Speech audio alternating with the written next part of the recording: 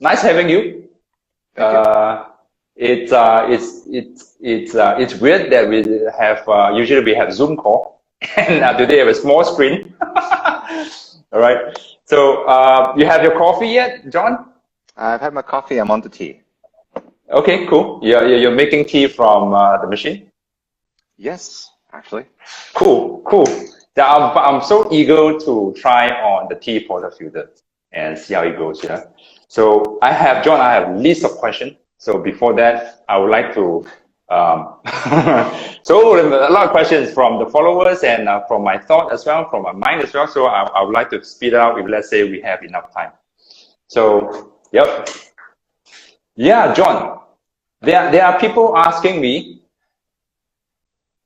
is there any merchandise on like keychains or that I wear of t-shirts or?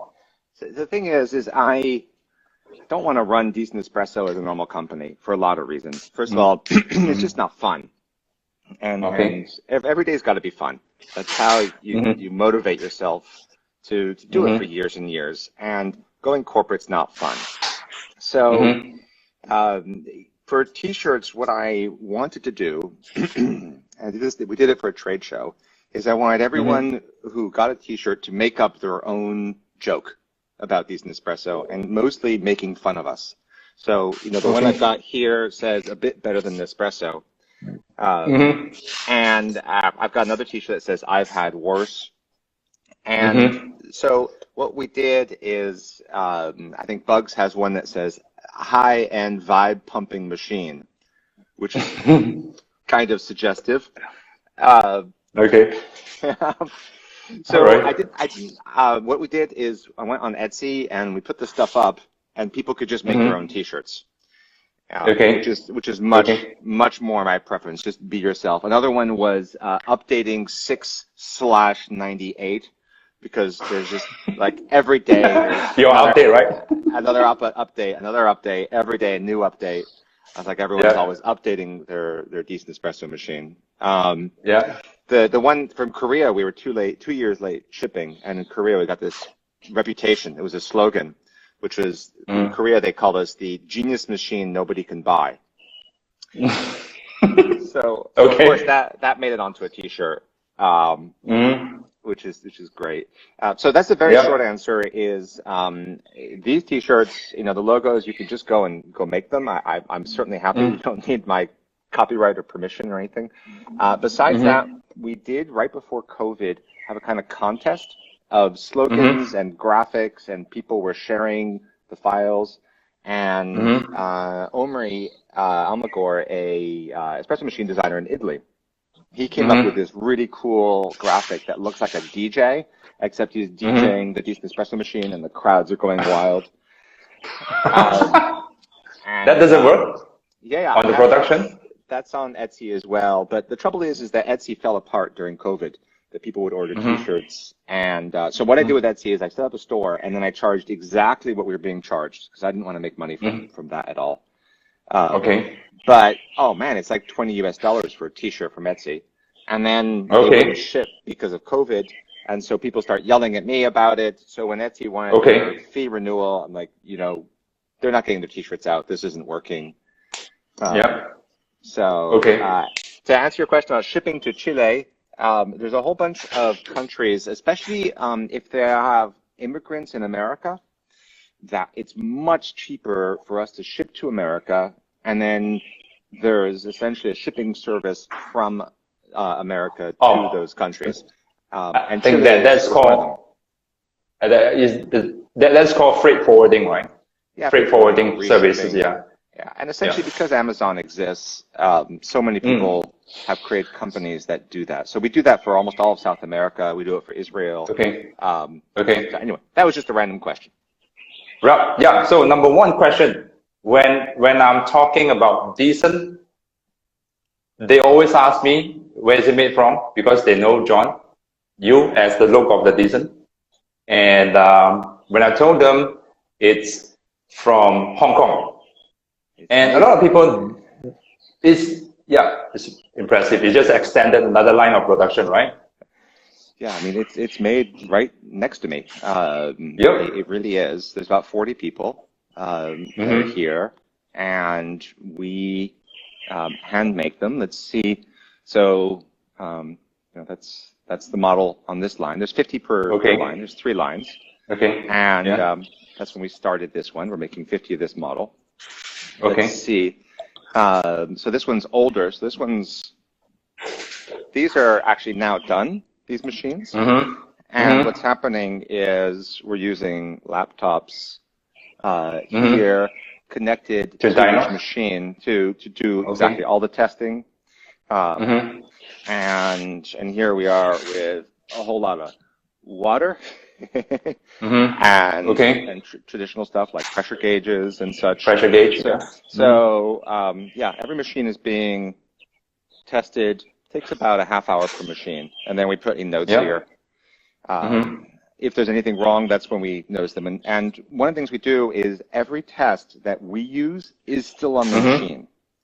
So there's nothing secret. There's no secret test program. You can go to profiles, show, and all like pressure tests, leak tests, stress tests, they're all there. And then here, I'll just show you.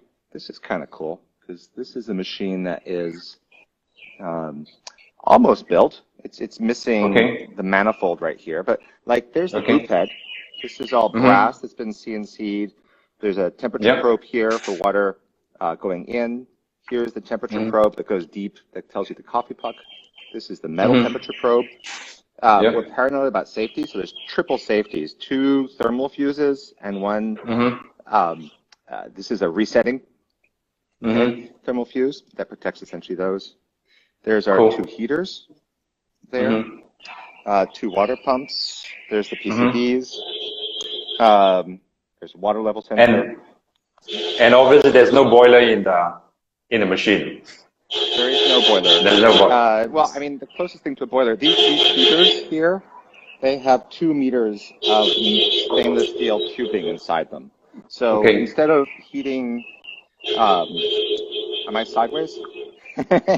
No, you did, Sorry. That is cool. That's cool. The thing is like a normal boiler. People, let me just explain something about how a normal machine works. People think you have a big volume of water on a traditional machine, and then a pump would suck out the boiling water and send it to the espresso. That's not how they work. No machine works that way. And the reason is that the pumps don't work with hot water. Pumps only work with cold water.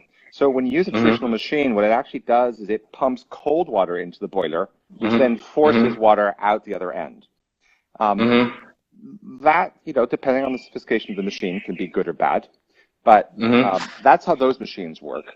Our machine instead takes cold water and then sends it through a coil that's 2 meters long that is at the goal temperature. And thermal coil, right? Yeah. Yes. And by the time it leaves 2 meters of tubing, it's now at the temperature we want. So that's a custom-made approach. So now, I have this question just now I'm about to ask, John.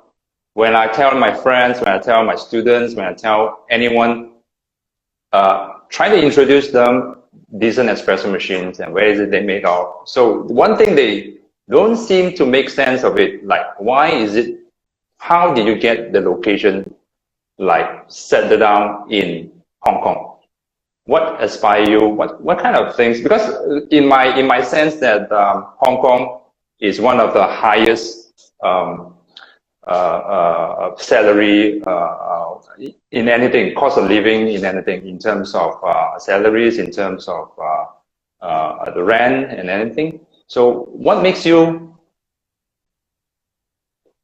What get you started to settle down your plant in Hong Kong? So I'll hit that on a few different fronts. So one, salary, the average salary is about $35,000 US here. That, I mean, when I was in Silicon Valley, opening salaries are typically 80 to 100,000 US. So Silicon Valley is very expensive. The rest of the world is, 30,000, 35,000 is a nice salary. So it's high, but it's not crazy high. And people generally live in very small apartments. But when people talk about the cost of living in Hong Kong, they're talking about the open rental market, which is very high. But about 2/3 of Hong Kongers have subsidized housing from the government. And then their rent is much more reasonable, or they live in a micro apartment, with no kitchen. So the salary goes a long way, and the taxation is only 15% here. Okay. So that, at least from a salary standpoint, is a good thing. Now, another thing is that in America, the most common college degree would be liberal arts. It would be history, English. I myself graduated in philosophy, and it churns those people out. Here in Hong Kong, the vast majority of people go for engineering degrees. Okay. So not so much software, but electrical and mechanical engineering. So there's just a massive pool of people that you can hire.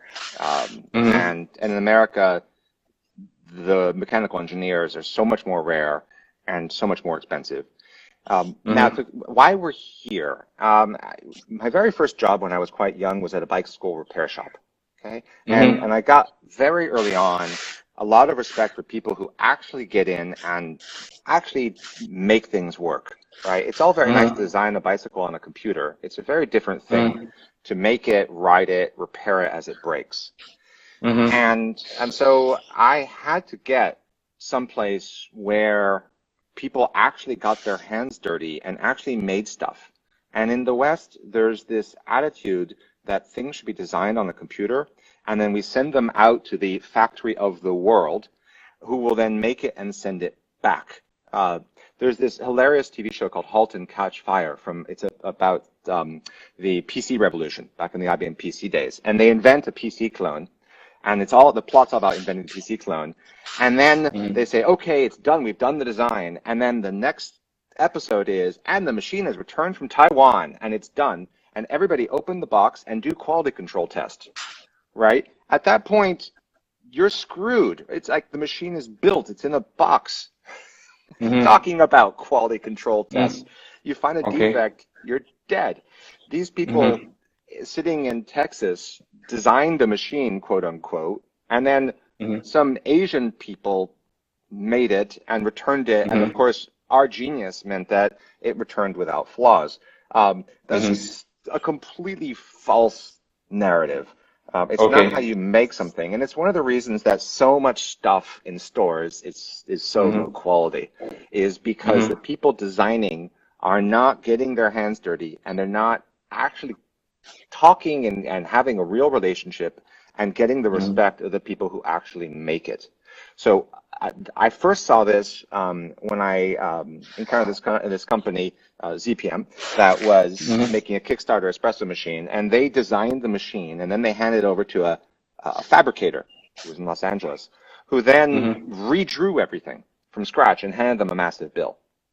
And ZPM was very upset about that bill, but the reason they redrew it is because the people who designed it knew nothing about building, and the drawings were useless to build. Okay. So the same thing happens all over the world. You've got to get engineers who actually make things to talk to the engineers who design things, and they've got to sit in a room and hash things out.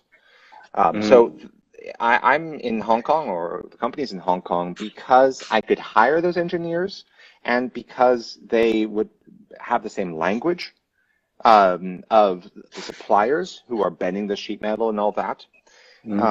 So all the dumb stuff that we get comes from the Chinese mainland, okay? That sheet metal and all that sort of thing. Some smart stuff too, like they are the world leaders in making PC boards, right? That's why all our phones are made there. But more esoteric stuff like flow meters, pumps, valves, well, the Italians are the masters of those things. Sometimes the Swiss with flow meters. And Hong Kong is unusual in the world for two reasons. And I know it's much in the news. I'm not going to talk about that at all. I'm going to talk about why it's unusual for us. So first of all, it's the only country that I know of, or rather I should say territory in the world, where foreigners have the same rights as locals. You go to Taiwan, you go to America, foreigners do not have the same rights as locals. And I have my Hong Kong ID, and I have the same rights as anyone else. In some ways, I have more rights because if the locals are suspected of cheating a foreigner, it goes very badly for them. So that's number one. Sorry to interrupt you, John. Yes. Did you before you set up this? Before you have this company set up? Have you been to Hong Kong for travel or vacation, or have you been working in Hong Kong prior to this? I was on holiday in Thailand, then going to Bali, and I had a layover here for just 2 days. And something happened that made me completely fall in love with Hong Kong. And that's where I was in a kind of cruddy neighborhood, really packed with Chinese signs and no cars anywhere. It's just steps everywhere. And I was walking up the steps, and there were railings, and the railings were completely wrapped with knit flowers. Like as far as you could see, knit flowers everywhere. And I thought, this is a place where there's a fair amount of chaos, there's creative people. And again, I'm not going to talk about current things. You can ask me the questions about current things, but I can't talk about current events at all. Okay. Okay. Sorry. I mean, one of the absolute rules of Chinese culture for 2,000 years, and this is an absolute rule of Chinese culture, is you stay out of politics if you don't want to get yourself in trouble. And it's true now, but it's been true for thousands of years in China. People like me, we focus on our lives, which is coffee and the people I hired and my relationship with them. I don't get involved with governance at all. So that's all I'll say on that topic. So the Hong Kongers for a bit over 100 years have been a UK colony. And one thing to note about Hong Kong is it was a place of refuge. It was a place where people fled other parts of the world. They fled the Chinese mainland, but they were also a place where people were fleeing other oppressive governments. And it's a sanctuary. So people here are very independent and they're creative. One of the questions was, is it hard to communicate with them? So the school system is entirely in English. So all the engineers, every class is in English, every exam is in English. So the level of written English is extremely high. There's also a tradition of all engineering being done in English, even with the mainland, because it's a very clear technical language. Like, there's no word, for example, for silicone in Chinese. They refer to it as oil rubber. And it's a very vague word. So people use English in that sense. And having had companies in the West, I also say that this tradition of focus on your job, focus on your position, don't focus on these bigger things, means a lot less office politics and very directness. Is one of the things I love about Hong Kongers, and it's the thing about Cantonese. So most people don't realize that there's no such thing as the Chinese language. There's Mandarin, which is the dominant language in the national language, right? Right, but in the South, and it's massive, they speak something called Cantonese. And Mandarin's, a beautiful, high art language. You can hear it in Crouching Tiger, Hidden Dragon. And Cantonese is a street language that is very heavy on punning and wordplay. So I'll give you an example. The word for barista is dead coffee. And people joke with things like that. They're always constantly making fun. The Hong Kongers love just like constantly, everyone's always joking and laughing. And I like that quite a lot. Okay. So, I would like to ask about what inspire you and to have this massive startup. I understand. You told me this before, and I would like to to inform the followers, the audience over here, you do things differently. Like you do not sell, you do not appoint a reseller, you don't believe in distribution channel, you only deal with customer directly. You open your door in Basecamp. Basecamp is a private forum for the users of Decent. And what inspired you to start up, like, what gives you idea to start up a coffee machine company that is never had before, like do not have private forum, you do not have things like that before? What inspired you to have such decision to make a startup? So, except for people like Elon Musk who have this vision of going to Mars, I think there's a huge misconception about entrepreneurs.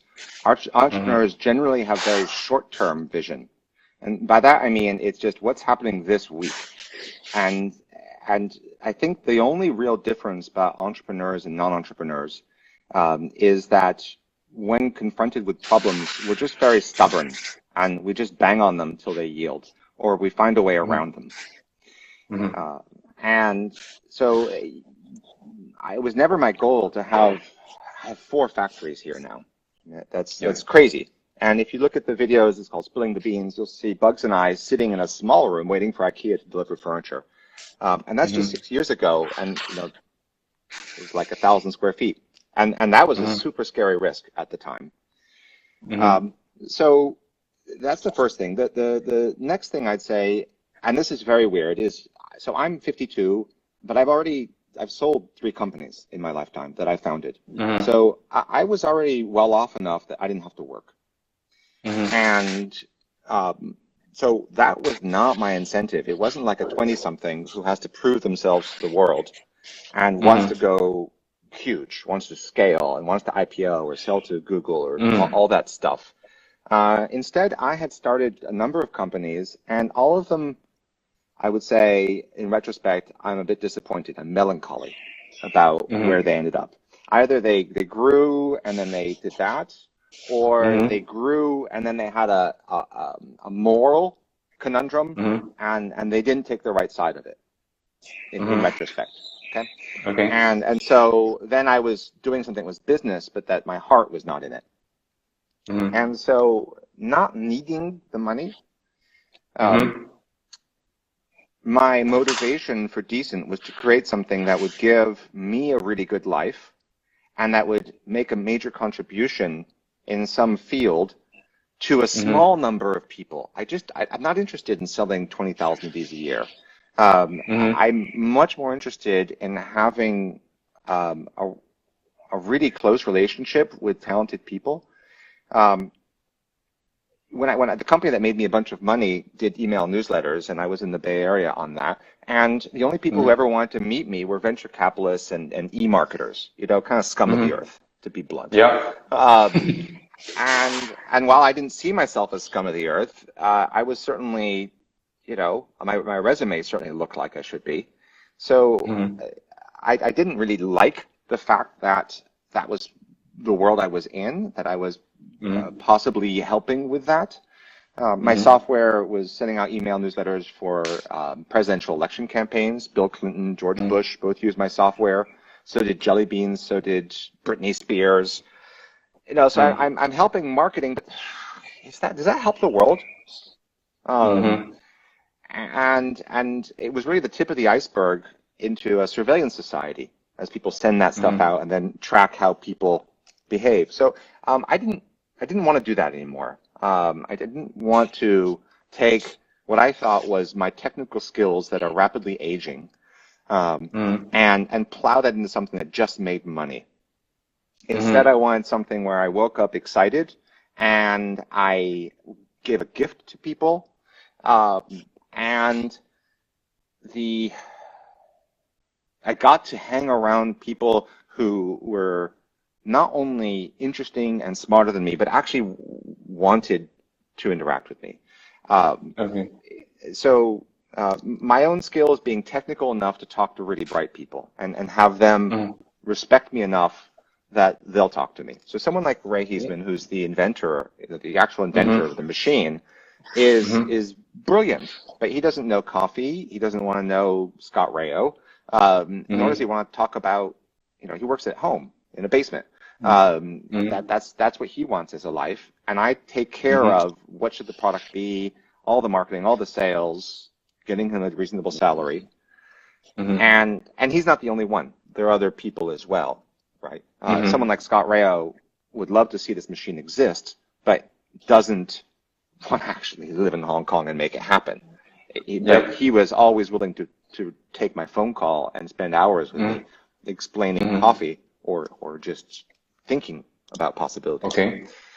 So the reason the company is eccentric is because I don't need the money. So screw you if the decision is the one that makes more money, but is not one that's fun.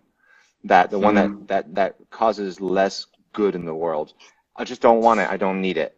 And so we make decisions. I mean, obviously, we're in a capitalist society, and success is measured in the ability to make money.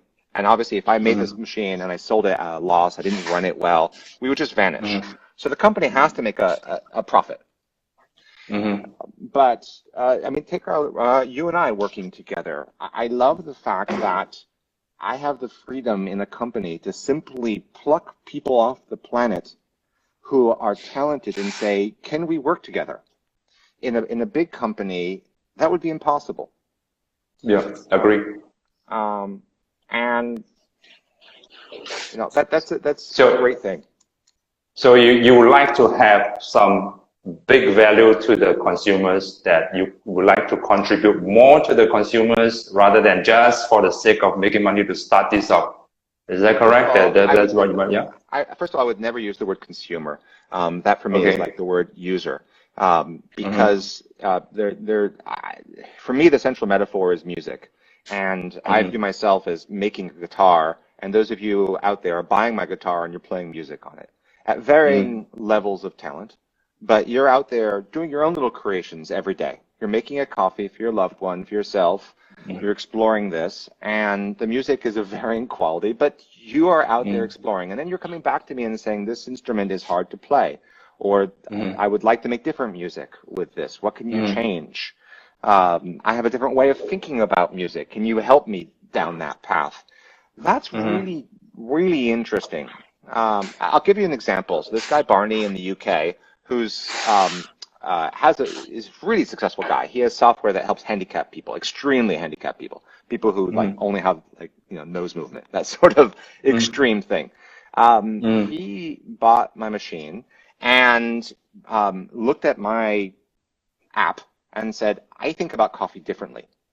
And one of the key things I did with my app was I knew that my vision was my vision and that the other visions would be equally valid. So I made it easy for people to do their own skin, but really it's a totally different interface to the machine. And Barney went off and did this thing called the metric skin, which is a completely different way of thinking about making espresso with the same hardware. And I love that. I love that when I use his skin, I'm not thinking about curves.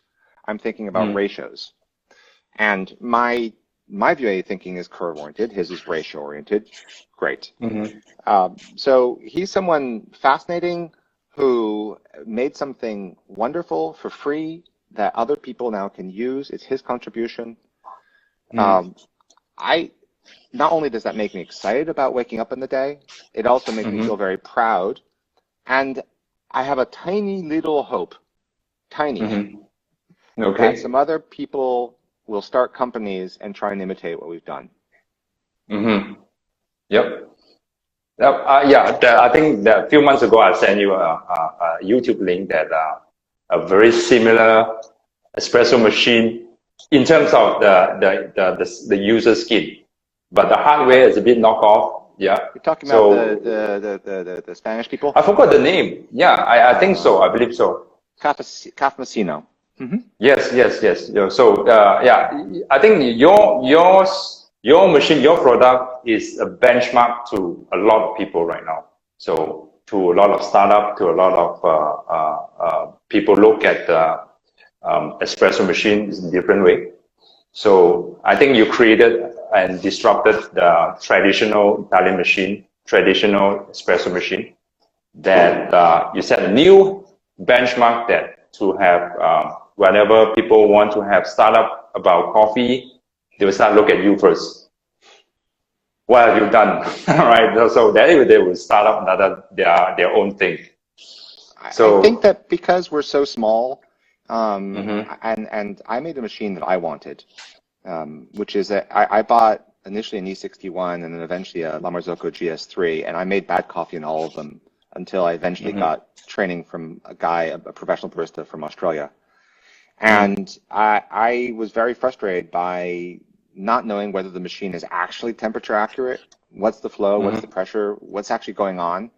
And when I realized just how hard it was and how the machine was lying to me, I wanted to make a machine that would be honest and tell me what's actually happening, and then maybe then I could get help. But I would say that what we've done with Decent has no threat to the big companies. They target a completely different market. I'm targeting people who really, they want a different kind of relationship to a product. That's why I will never use the word consumer. They're not, it's like buying a CD versus buying a guitar. It's just one wants a ready-made thing. And I think most people who buy a La Marzocco, they're really looking for a super awesome version of an espresso machine. They're looking for something that's not going to be too much trouble and it's going to make really awesome espresso.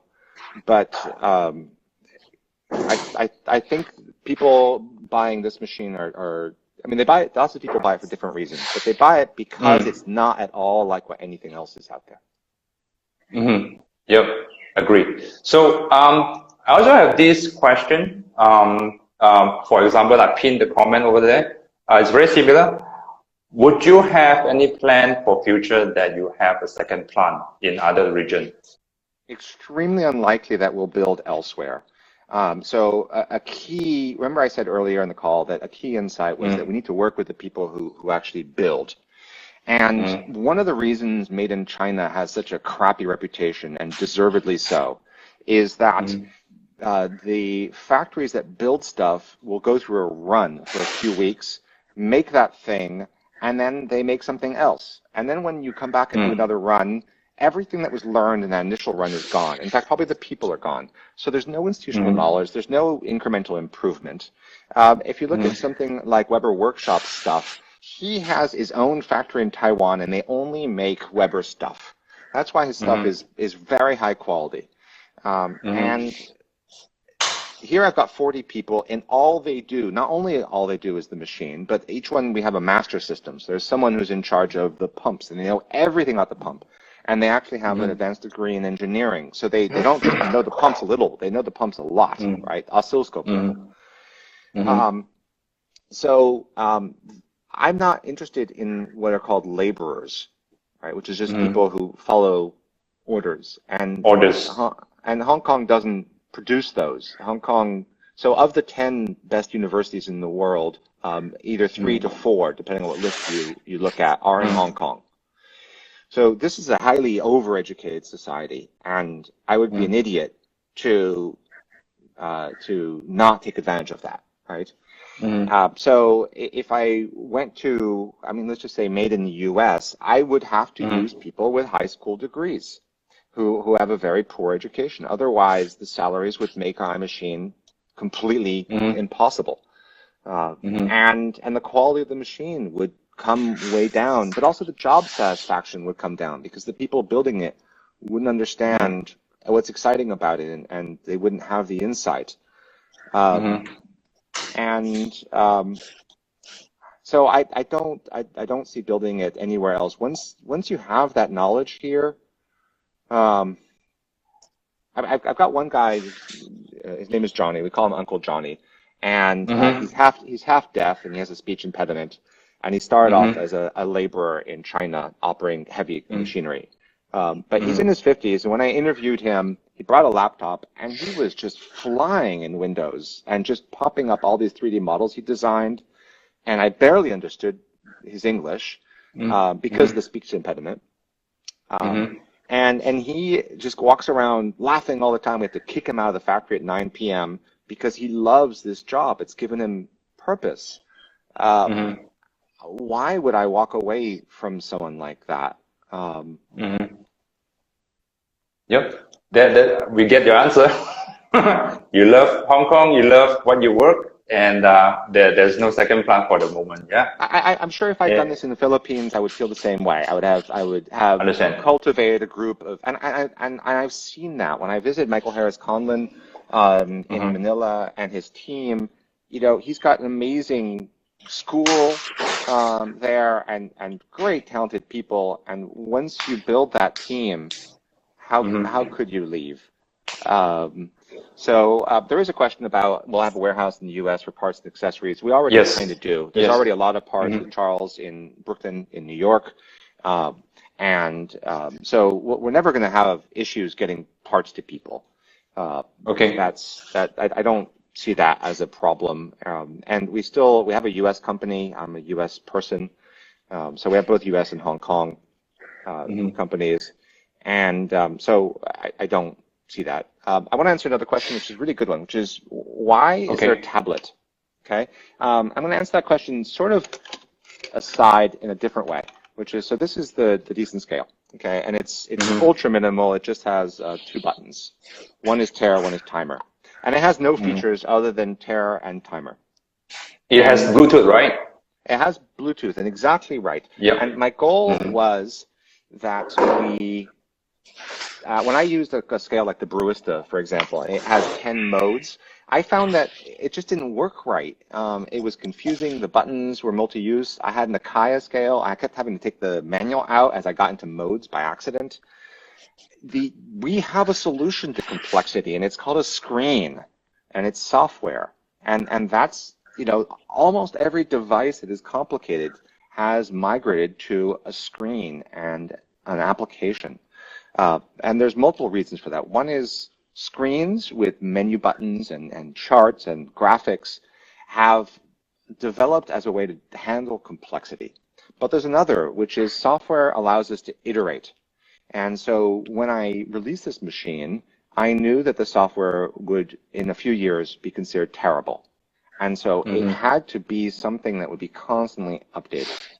And if you build a Brewista scale, for example, and you put all the software in it, it doesn't iterate very quickly. And Brewista never got their scales to a point where I thought the software on it was good. The hardware is great. The scale of Brewista is great. The Acaia scale hardware is great. I don't care for the Acaia scale firmware. So that's the decent scale. The espresso machine is only that much more. What should an espresso machine do? How should you know what it's doing? Those are deep questions that, as far as I know, no espresso machine company has openly talked about with their clients. And so that's why there's a tablet on here, so that I could take a first stab at, here's what it does, here how it talks to you, here's how you control it, here's what you might want to do. And then as we learned, as the discussion with the musicians out there playing with the machine came back, I could vary it. So I'll give you an example. You know, this week I've been working on steam profiling, so the ability to change steam in real time. And I love that. Not just change it in real time, but save it. So obviously traditional machines, some traditional machines, especially like La Marzocco Leva, has the most gorgeous steam lever I've ever had. If you can get your hands on it, it's buttery and it's very linear. It's fantastic, but it has no memory. So if you learn how to use it, you could get exactly what you want. But it would be really nice if that machine, you could control the steam and you got a perfect profile for, let's say, a piccolo latte, and then you just said play again. Now that's not something that occurred to me 5 years ago or even 1 year ago. It's something that occurred to me recently, because we came out with a higher powered machine and I was spraying milk all over myself. And so I thought, okay, different drinks and different approaches to steaming. Some people want to make microfoam through the duration. Some people make it for 5 seconds. Some people's different jugs have different approaches that they need. So I'm able to actually change the experience of making a drink. It isn't just features and gimmicks. It's actually how my making foam for a latte every day has now changed 6 years later. And even the people who bought the machine 6 years later have this feature. So I believe that the real-time changing is very useful. For example, like you mentioned, if you want to make a piccolo latte that will less volume of milk, you want to make an extra large, let's say 10 ounce of cafe latte, that probably I need a stronger steam power. So that makes a lot of sense that I can just change that, swipe that over in real time. And I love it. I love it. Yesterday, I just saw your Instagram. You just posted that immediately. I searched for it. Where can I get that? And I found it from a beta version and updated. Then I got the function right now. I love it. Yeah. So, okay. Another question I will ask you. Also, I get this a lot from my friends, from my students. Will Decent plan for any flagship store or showroom or slash cafe or experience store or something like that in near future? So, I was reading this book called The Future of Retail, and it was talking about how this brand, I forget what brand it was, found that the vast majority of people learned about their product by having it shown to them by a trusted friend. So what this brand decided to do was to create shops that looked like people's living rooms, so that you would go to them and have an experience like your trusted friend. I just thought, you have completely missed the point. The point is not that it looks like that you saw this product in a living room. The point is that a trusted friend showed it to you. And that store clerk is not your trusted friend. So, but all they know is retail. All they know is stores. So it's like, when all you have is a hammer, everything looks like a nail. All they have is the ability to do retail. So they get this intelligence and they go, we need to make fake friends. That's clearly what we need. Maybe actually the right solution was to get people to meet each other who are not salespeople and actually introduce the machine to each other. Isn't that what the information coming out of the marketing department is actually telling you? So no, I have absolutely no interest in retail. What I have every interest in is people who have the machine meeting people who do not have the machine. Now, COVID has made that difficult, but that not only is it so much cheaper, thank you, but it's an honest thing. So you meet somebody and they say, well, the steam's kind of weak. And they go, okay, is that a problem? The salesperson would never say that.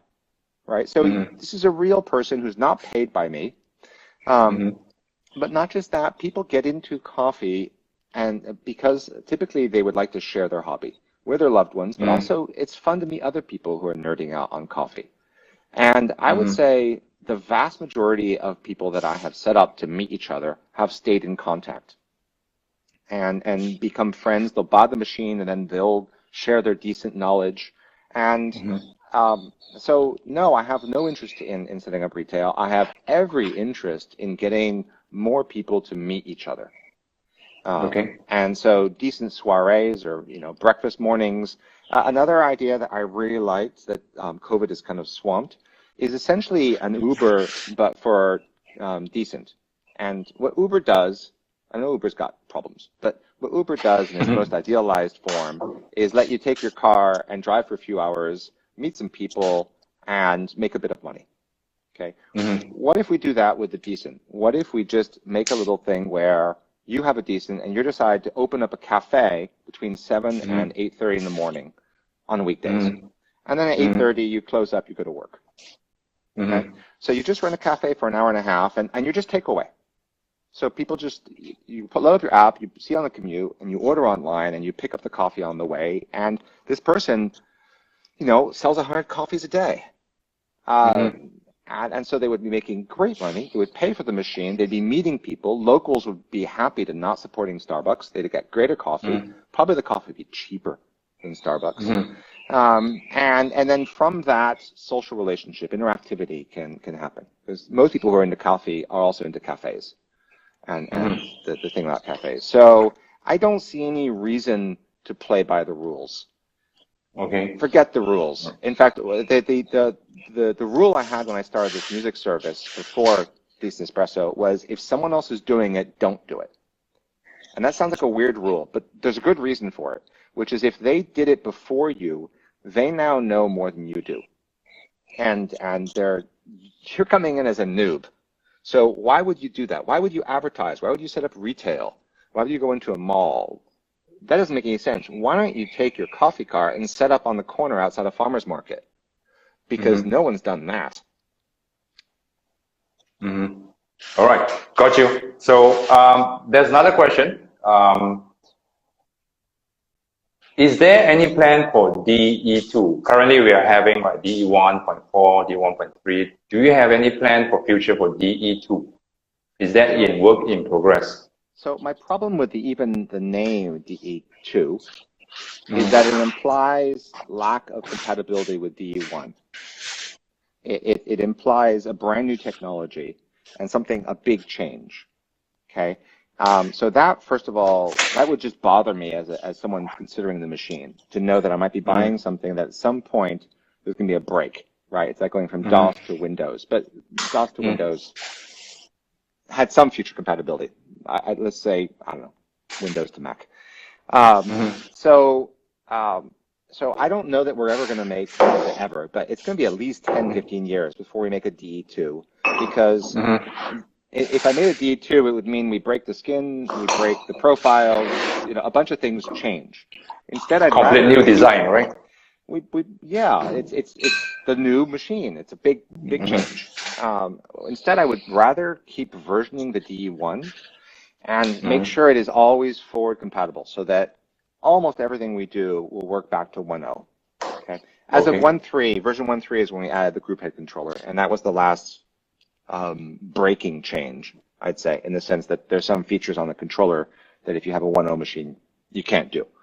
But we made it so that 1.1 people could put the controller on. So only 280 people have a machine that can't move with the current software perfectly.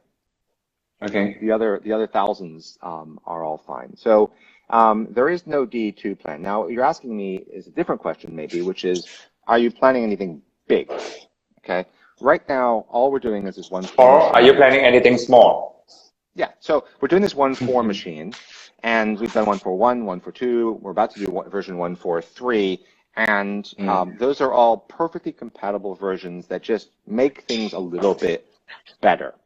At this point, the machine makes very good coffee, and the limiting factor on making coffee is not the machine. It's the recipe, the beans, the grinder, and your own talent.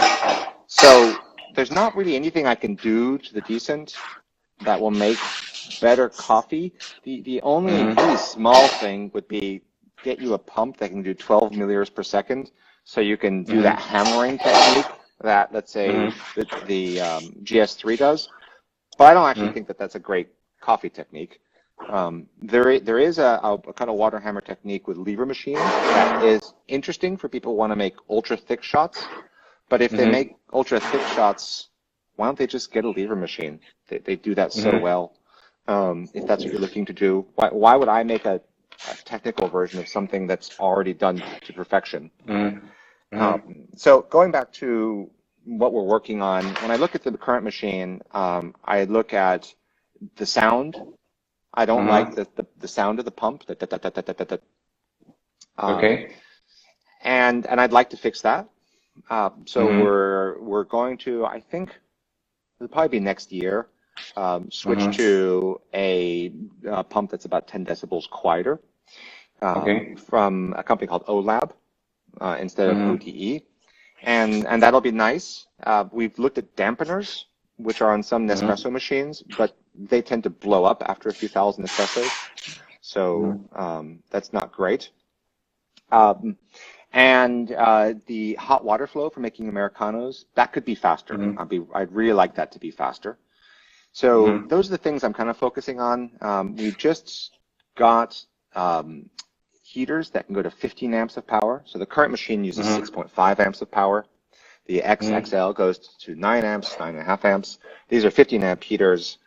So in order for cafes to use this, right, cafes can actually be more likely described as milk bars, because the vast majority of cafes actually serve milk that is flavored with coffee and syrups, and syrups as well, right? But in terms of the ratios, the majority of it is milk with a bit of coffee. And so you have to realize, as someone selling a machine, I have to realize that I need to be able to heat milk up very quickly with very good foam if I'm going to be able to sell this to cafes. So that's something I'm very much focusing on right now. The 15F machine, probably end of the year, will be the triple XL. But it's an open question as to whether if you make a 20-ounce venti in 20 seconds, is the foam any good? I don't know if it'll be any good. So, okay, there's another one that there's people asking whether you have any cheaper version of D1. Do you plan to make just like Apple? They have a mini, cheaper version. Everything is smaller, a smaller footprint. I have no interest in the mass market. Okay. I really don't. Right now, I mean, just to be blunt, we have doubled every single year, and that's that's crazy. And right now, I've got 40 people here, another 20 around the world, 60 people. That's a lot of people. If we double, this is a handmade device, so there's really, if we were to increase the number of machines we make, there's only two ways. Well, there's a few ways to do it, right? Hire a lot more people, in which case this probably stops being fun for me.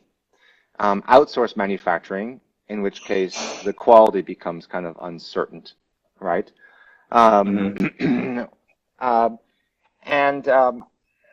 If we lower the price, we're going to increase the number of machines we sell, which is going to require me to get more people. I'm going to have a lower margin.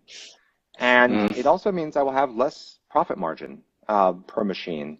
And, if you look at the Italian machines and you say, gosh, I wonder why the Italians are not innovating. And if you say, oh, it's just because they're Italian.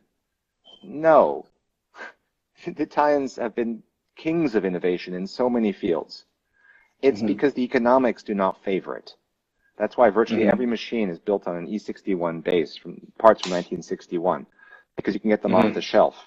And the market does not reward on a mass scale spending money to innovate, to get new molds, to debug all the new ideas you have. And so this machine is handmade and needs to have a fairly high profit margin in order for me to pay Westerners, which is who the engineers are, who make Silicon Valley salaries. And they're the geniuses who can do that. So I've got an Australian mechanical engineer who's fantastic. I've got a guy in Brooklyn who's fantastic. I've got a guy in Seattle. Those are incredibly expensive places to live, but those are where those talented people live. And if I want to hire them, I have to pay them a market rate. And so that means an expensive product or a mass market product. Yep. So, got you. And there's one more question that you love niche zero, right? Everyone knows, right? So do you plan to sell or to design your own grinder? Never. Do you have any plans? We went down that path already, actually. Before the niche existed, I had a big problem, which is there was no machine under $1,000 that made espresso of any quality.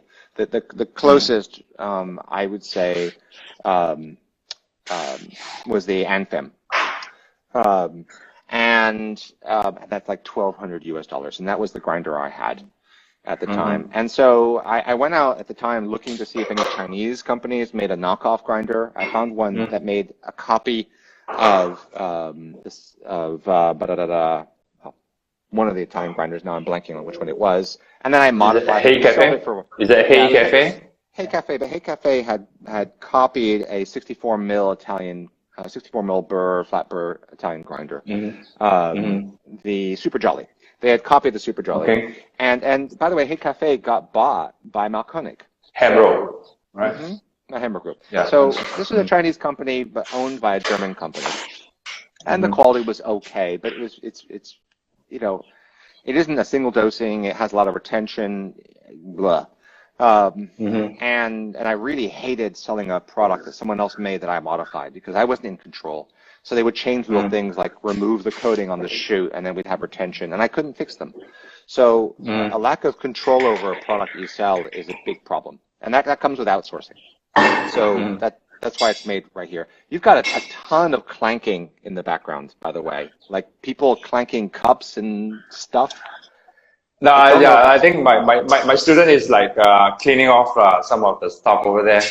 Yeah, Just make coffee, right? Yeah, yeah, stop. I don't know if it's possible for them to take a bathroom break. Yeah, yeah, stop.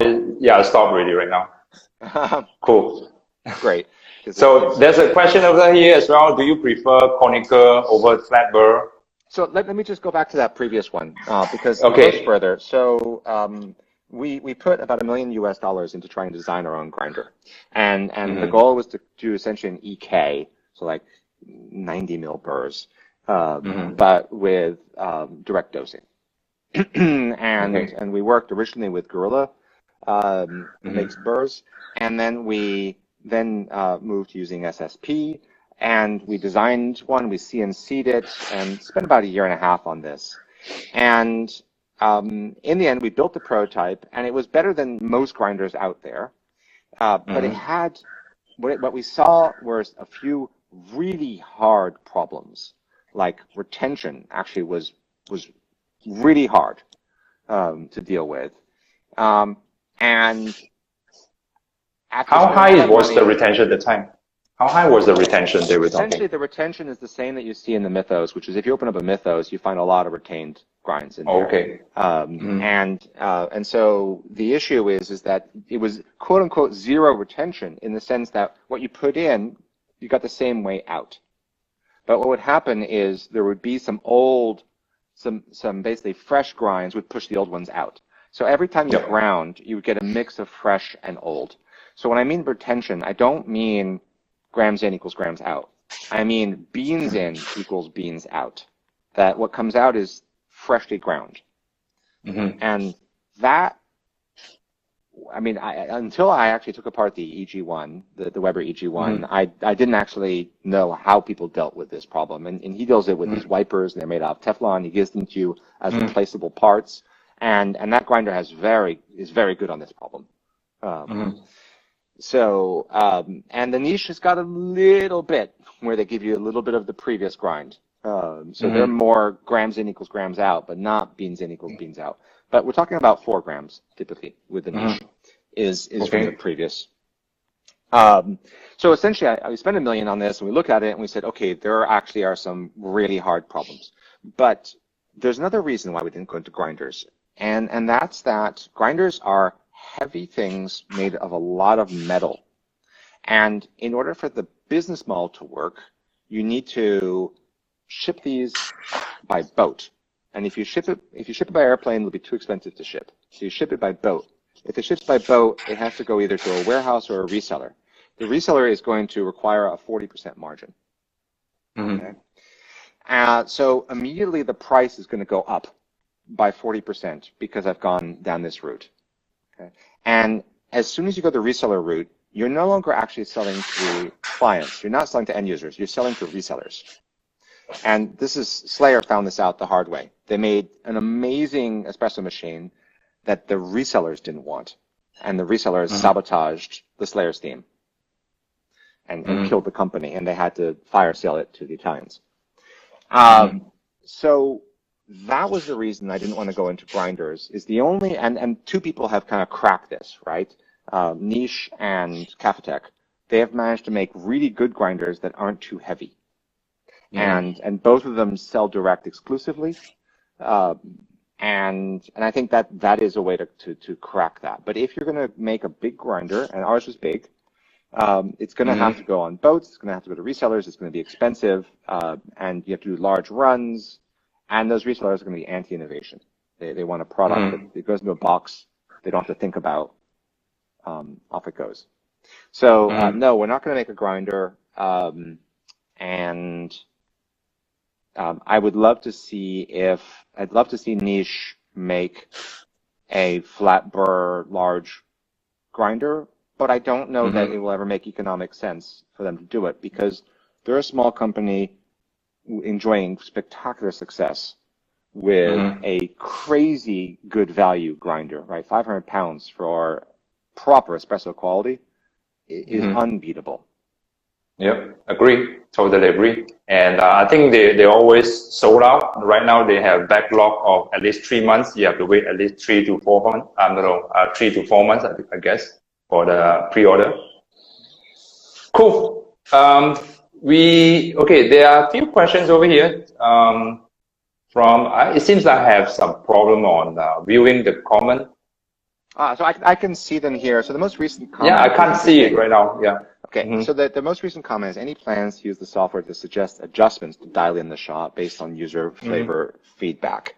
So that's a really interesting question. I'm going to answer it slightly differently, which is when I first approached making this machine, I felt that Espresso was pre-scientific. By pre-scientific, I mean people didn't measure stuff and people didn't have scientists coming up with a theory and experiment to test or to prove or disprove that theory. That's what science is. And people don't do that with coffee. Okay? They freeze their beans, and then that year everyone's freezing their beans and says it tastes better. Next year, we're heating the grinders because that tastes better. And no one's actually doing any real science, as far as I can tell, in coffee. And the first problem is they can't even measure. So the decent initially was, let's measure. Secondly, when we can measure, we can then start to see what actually happened. And if the machine can do different things consistently, then we can try experiments.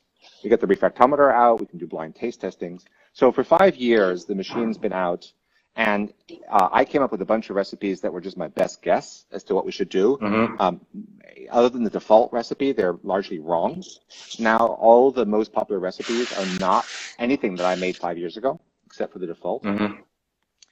Instead, people have come up with new theories about espresso extraction.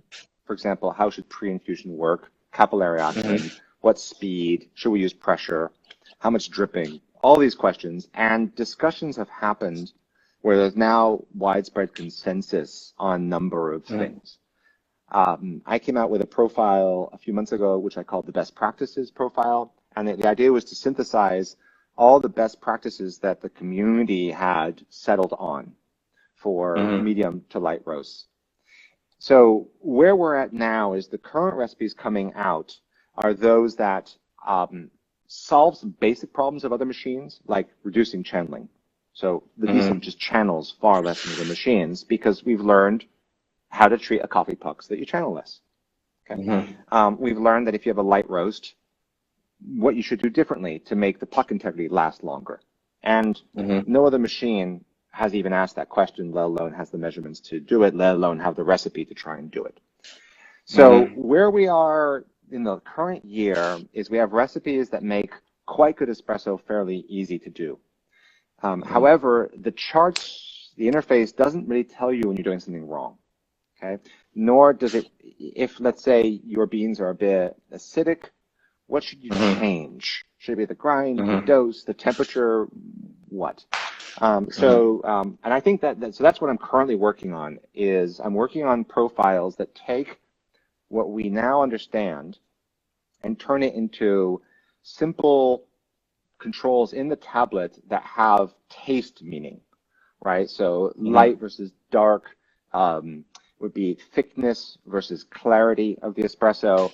And when you change, for example, light versus dark, 5 different things change. Pre-infusion, temperature, pressure during pre-infusion, pressure curve, your grinder, is it flat or is it conical? Is it unimodal or bimodal? That affects very much what we do in the last half of the espresso, because the way that the pressure, the puck integrity changes based on those different kinds of grinders. And we just didn't know that 5 years ago. So this is the year, I think, where the interface is going to start giving feedback and words and controls that someone who really knows coffee will understand, and they won't need to know as much about how decent views coffee. Right now, the machine is very much oriented toward a new way of thinking about coffee. Okay, cool. And there are a few questions over here as well, and I don't think there's we're just trying. There's tons of questions. We just Yeah, so I think just take one more question, and then I think we can wrap it up. Okay. I think we're taking too much of your time over here. Okay, Hungry. you want to pick one, John? I can't see it from my screen, so I can see just one tiny line only. I can't read it. I'm looking. You want to pick one, then we can wrap it up? How about I answer a bunch of them, but in one sentence? Okay. Okay, cool.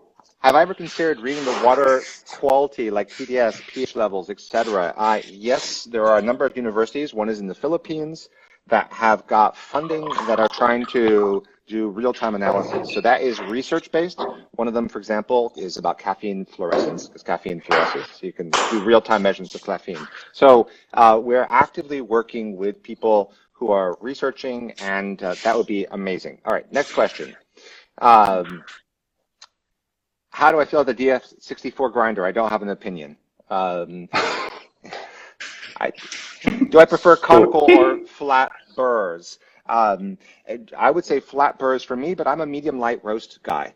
And I find that conical burrs give you what's called unimodal grinds, which tend to fall apart faster, and they're harder to extract. So bimodal, so a 64 mil grinder or a conical is going to make you a more traditional espresso. People who are more into light roast should get a really big flat burr, but they should be prepared to get more acidic coffee. Yep. All right, next question. What is the difference between a classic lever and a D1 in terms of thickness? So one of the things we have learned, the very first review on Home Barista criticized the Decent, it was the main criticism, that our shots were much more on the clarity side and less on the body thickness side. And generally those are on opposites, right? So thickness is because you have an emulsion and you have a lot of fat and you have particles. And that coats your tongue and removes the ability to clearly taste things. So that's simply because Matt Perger, James Hoffman, and Scott Rao were my feedback. And so I was aiming for a machine that would have clarity. And that was a huge goal. Now, since the machine came out, people wondered, well, why don't we have thickness? And it turns out the key variable, and it's been solved, is the headspace above the puck. If you have the coffee go very close to the shower screen, when you fill it with water, it tries to expand and it can't, and it stays very dense, and you end up with a very thick espresso. If you have the puck expand, you get much more expansion, you get a higher extraction, you get more clarity of flavor, but you get less thickness. So this is solvable with a D1. If you just overdose, you put more coffee in the basket than you should, or you get a little mod kit that pushes the shower screen down, then you end up with thicker espresso. Okay? All right. Cool. Thanks for answering so much of questions. So someone asked about the downside of the display quality of the tablet. You know what? Tablets change every 6 months. If you don't like my tablet, go on Amazon. Go get yourself a Samsung. Spend $800. Get an awesome tablet. The software is downloadable. So, you know, I'm not in the Samsung resale business. We get a tablet and it is completely honestly, it is $90 US. You can buy it off Amazon. That is the price we pay. If you don't like a $90 US tablet, spend $800 and get it. But I'm not going to give Samsung $800. So get yourself an awesome tablet. That is decent. Me stopping. Okay. Dennis. All right. Cool. Again, thanks for your time, John. I know you're a super busy man, and I'm glad that you take off some of the time to answer some of the questions and meet up the people over here. And people over here, listeners, audience, please go and follow Decent Espresso Machines. Follow them now. He always posts some awesome content. And go give Decent Espresso a try. I love it. I can't go back anymore. I'm sorry. And I used to be fanboy at other brands, but then right now I'm fanboy at Decent. Openly, full disclosure. All right. So again, thanks for your time, John. And we are very impressed of your product, full confidence on your product. And we're seeing bright light on the innovative of the espresso machine. Right. Thank you. I'll repost this later on if anyone wants to catch replay. Right. Thank you, John. Thanks. Take care. Bye, everybody.